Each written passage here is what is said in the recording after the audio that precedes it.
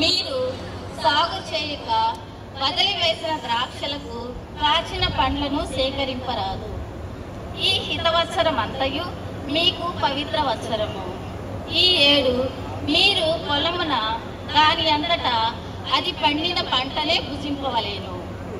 మీరు పూర్వము ఇతరులను అమ్ముకొనిన భూములు ఈ ఏడు మరలా మీ పరమగును.